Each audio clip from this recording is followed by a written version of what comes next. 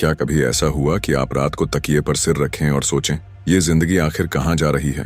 अर्जुन ने भी यही सोचा। सफलता का जवाब पाने के लिए वह अपने दादाजी के पास गया था, पर उसे मिला दो पौधों की कहानी।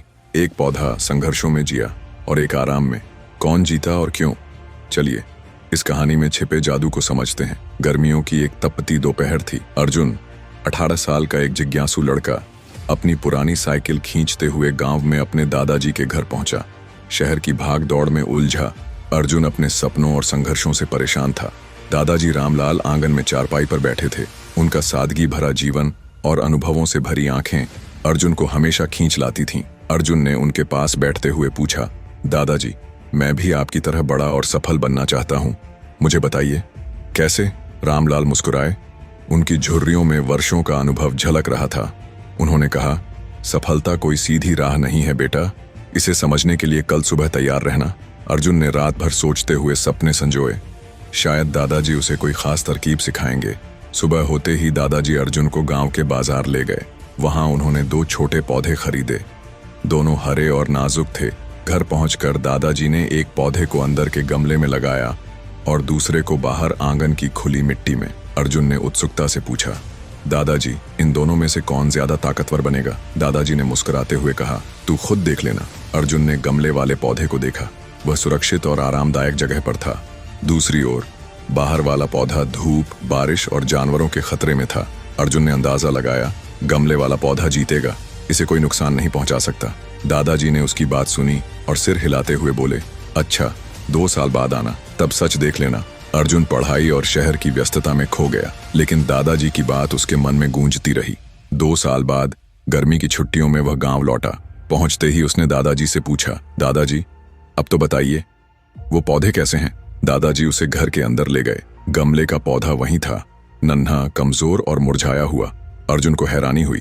फिर दादाजी उसे बाहर ले गए। वहां आंगन में लगा दूसरा पौधा अब एक विशाल पेड़ बन चुका था। उसकी शाखाएं हवा में झूल रही थीं, जड़ें गहरी थीं, मानो धरती से गले मिल रही हों। दादाजी ने अर्जुन की तरफ देखा और कहा, बेटा, गमले वाला पौधा सुरक्षित था, उसे कोई चुनौती नहीं मिली, लेकिन वो बड़ा नहीं हो पाया। बाहर वाले पौधे ने धूप सही, बारिश झेली, तूफानों का सामना किया। हर मुश्किल ने उसकी जड़ें और गहरी बना दी। आज वो इतना ताकतवर है कि कोई आंधी उसे गिरा नहीं सकती। अर्जुन सोच में पड़ गया। दादाजी ने उसकी पीठ थपथपाई और कहा, जिंदगी भी ऐसे ही होती है। अगर तू हर मुश्किल से भागेगा तो तेरा विकास रुक जाएगा। हर चुनौती तुझे मजबूत बनाएगी। याद रख, असली ताकत आराम में नहीं, संघर्ष में छिपी है। उस रात अर्जुन ने खुले आंगन में सोते हुए तारों को देखा। उसने सोचा, जिंदगी में जितनी भी परेशानियां आई थीं, वो उसे तोड़ने नहीं, सिखाने आई थीं। उसने ठान लिया कि अब वह हर मुश्किल को अपना साथी मानेगा। दोस्तों, ये कहानी चीख चीख कर कहती है कि असली ताकत मुश्किलों की मार से बनती है।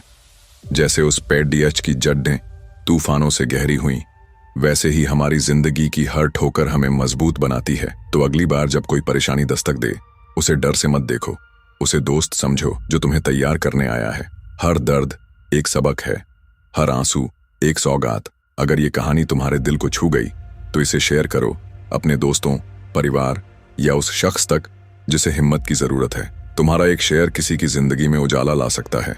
हमारे चैनल को सब्सक्राइब करो, लाइक दबाओ और कमेंट में बताओ तुम्हारी जिंदगी का वो कौन सा तूफान था जिसने तुम्हें मजबूत बनाया। आओ साथ मिलकर हर मुश्किल को जादू में बदल दें। धन्यवाद।